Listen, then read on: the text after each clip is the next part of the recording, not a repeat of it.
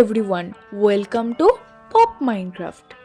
আগের এপিসোডে আমরা আমাদের বাসস্থান তৈরি করেছিলাম, একটা সুন্দর বড় দেখে বাড়ি, আমাদের স্বপ্নের বাড়ি।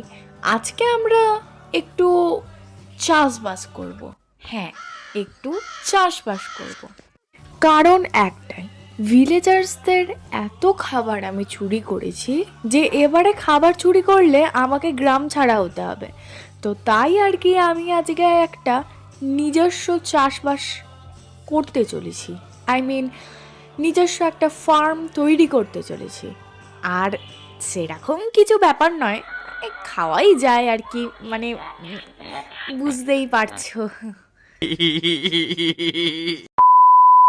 তো আমার বাড়িটা যেহেতু চেরি ব্লসম ট্রি দ্বারা গঠিত, তো আমি ভেবেছি আমার ফার্মিং এরিয়াটাও আমি এই চেরি ব্লসম ট্রির উপরেই থিম করে তৈরি করব। তাহলে চলো আজকে শেষ লুটপাটটা করে নিই।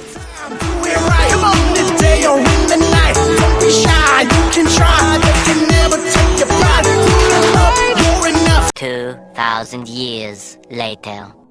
দেখো বন্ধুরা, আজকে আমি তোমাদেরকে শেখাবো লোভে পাপ, পাপে মৃত্যু কি করে প্রযোজ্য। দেখো, একে আমি এই চারা দেখিয়ে আনলাম, এইবারে আমি একে মারবো। অতএব এ লোভ করেছিল, তাই জন্য এ আজকে মারা গেল। নোটে গাছটি ফুরলো, আমার চাষবাস করা শুরু হলো।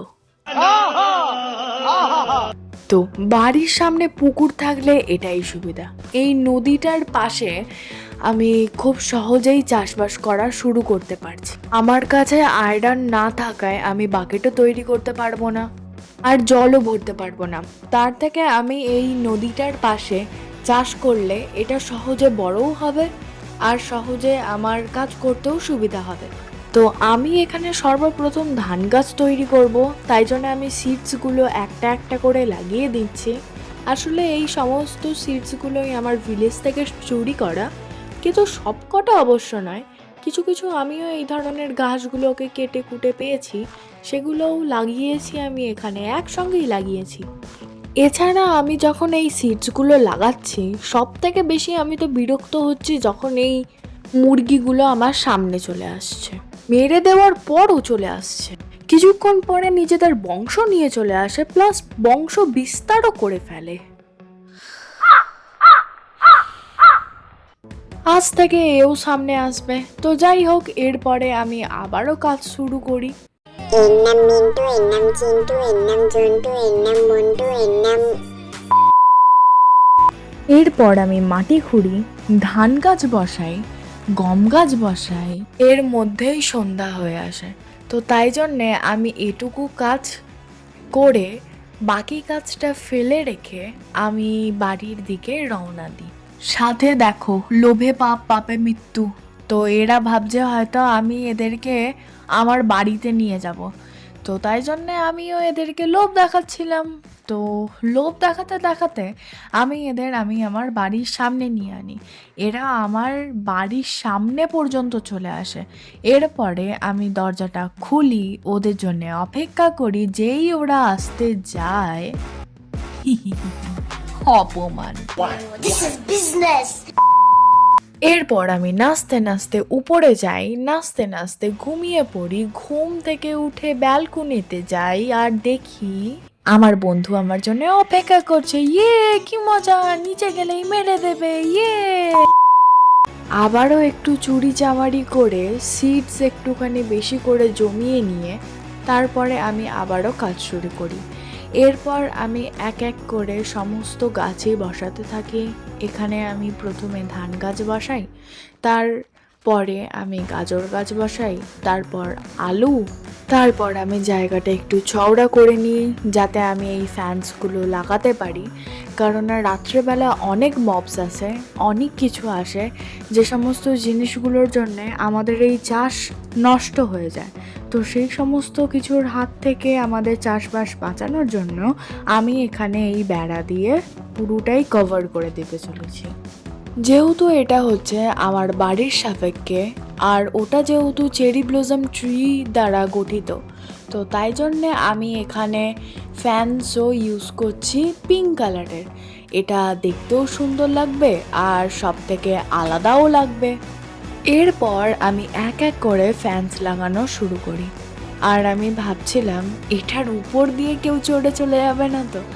তো যাই হোক, আমি তাই জন্যে পাশের যে সমস্ত মাটিগুলো বেশি ছিল সেগুলো আমি খুঁড়ে দিয়েছি যাতে এর ওই দিকে না যাওয়া যায়।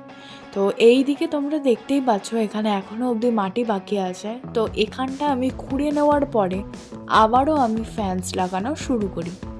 চারদিকটা ঘিরে নেওয়ার পরে আমি শেষে ঢোকার জন্যে দুটো গেট লাগিয়ে দিই, যেটা আমার নিজস্ব দিক থেকে খুবই ভালো লেগেছিল। এরপর এত বড় জায়গায় লাইট না থাকার জন্য এমনিতেই জম্বিরা ভিতরে স্পন হবে, তাহলে আমার এই বেড়া লাগিয়ে কোনো উপায়ই হলো না। তো তাই জন্যে আমি এর দুই দিকে কিংবা চারদিকেই আমি লাইট লাগানোর বন্দোবস্ত করি। তো তার আগে আমি আমার এই ফার্মটা ভালো দেখতে লাগার জন্যে একেবারে মাঝ বরাবর একটি চেরি ব্লসম ট্রি বসিয়ে দিই, যেটা যখন বড় হবে খুবই সুন্দর দেখতে লাগবে। কিছুক্ষণ পর এসে দেখি চেরি গাছটা বড় হয়ে গেছে, তবে এটি একদিকে ঝুঁকে গেছে। তাই আমি আর একটা গাছ লাগাবো। তার আগে আমি এই লাইটের বন্দোবস্তটা করে নিই। আমার কাছে মোট 7টি লাইট আছে, এরপরে আর কোনো লাইট নেই, টর্চ নেই। তো তাই জন্যে আমি চারদিকেই এই ধরনের ভাবে এই কাঠ দিয়েই পিলার তৈরি করে নিচ্ছি। এরপর এর উপরে একটা করে উডেন ব্লক লাগিয়ে দিচ্ছি। তার উপরে যেখানটা বেশি ভালো অ্যাঙ্গেল আসছে সেই অ্যাঙ্গেল অনুসারে আমি দুটো করে কি একটা করে টর্চ লাগিয়ে দিচ্ছি। যেমনটা বলেছিলাম আমি এর উপর আরেকটা গাছ লাগাবো, তবে আমি এর সাইডে লাগাবো না, এর একেবারে গায়েতেই লাগাবো। আসলে আমি চাইছি গাছটা যাতে আর একটুখানি বড় হয়, বড় দেখতে লাগে। তো বড় দেখতে লাগার জন্যে আমি একটা গাছ এই কাঠটাকে ভেঙে এই গাছের গুঁড়িটাকে ভেঙে মাটিটা এই জায়গায় বসিয়ে একটা গাছ আমি এখানে লাগিয়ে দেব। এই গাছটা যখন বড় হয়ে যাবে দেখবে দুটো গাছ যেহেতু একসঙ্গে আছে মনে হবে যেন একটিই গাছ, কিন্তু ডালপালা বেরিয়ে এত বড় হয়ে গেছে। আর এই মাটিটা যাতে আমাদের গাছের শো না নষ্ট করে তার জন্য আমি ট্র্যাপডোর দিয়ে পুরো দিকটাই ঢেকে দিচ্ছি। এরপর গাছটা যাতে বেড়ে উঠতে পারে তার জন্য আমি উপরের সকল পাতাগুলো আমি ছেটে দিচ্ছি, কারণ অনেক সময় এমনও হয় উপরে যদি কিছু থাকে তাহলে গাছগুলো বড় হতে চায় না। কিছুক্ষণ পর এসে আমি দেখি সত্যি গাছটা বড় হয়ে যাওয়ার পর কিন্তু একটুকু মনে হচ্ছে না যে এটা আসলে দুটো গাছ। এর নিচেটা দেখো কতটা বেশি অন্ধকার লাগছে, তো তাই জন্য আমি ভেসে চলে যাচ্ছি। অন্ধকার দূর করার জন্যে আমি এখানে একটা টর্চ লাগিয়ে দিচ্ছি যাতে এখানটাও আলোকিত হয়ে ওঠে। এরপর আরও সুন্দর দেখতে লাগার জন্যে আরও কিছু ডেকোরেশন অ্যাড করছি এবং তারপর রেজাল্টটা তোমরা নিজেরাই দেখে নাও।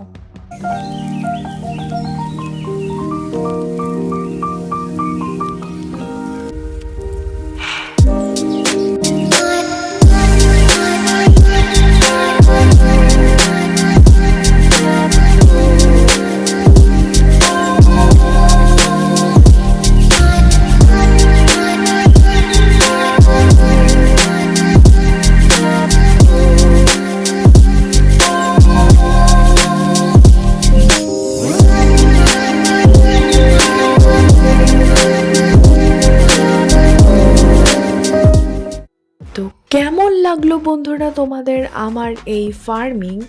আজকে সত্যি আমি খুবই খুশি এই ভিডিওটাকে নিয়ে, কারণ এই ফার্স্ট টাইম আমি মাইনক্রাফটে ফার্মিং করলাম। এর আগেও আমি মাইনক্রাফট খেলেছি, কিন্তু এই ধরনের ফার্মিং আমি কোনো দিনই করিনি, কারণ অল টাইম তো আমি ক্রিয়েটিভ মোডেই থাকতাম। তো যাই হোক, আজকের মতো এতটাই। আবার দেখা হবে অন্য কোনো একদিন কোনো অন্য এপিসোডে। টাটা।